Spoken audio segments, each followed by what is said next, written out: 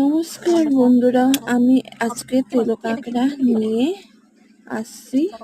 তেলো কাঁকড়া মা পরিষ্কার করে দিচ্ছে, এখানে বেছে দিচ্ছে। তারপরে এখানে আমার তেলো কাঁকড়া বাছা হয়ে গেছে। কাঁকড়া ভালো করে ধুয়ে পরিষ্কার করে এখন আমি ওইটাকে এখানে ঘিরে বের করা হচ্ছে।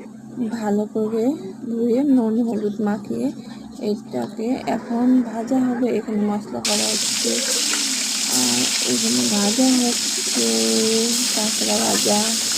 কাঁকড়া ভেজে ভুজে কাঁকড়াটাকে ভেজে টেজে নিয়ে এখানে আমি কালো জিরে আর পেঁয়াজ দিয়ে ভেজে এখানে মশলা টমেটো আদা রসুন পেঁয়াজ সব ভেজে নিয়ে এটাকে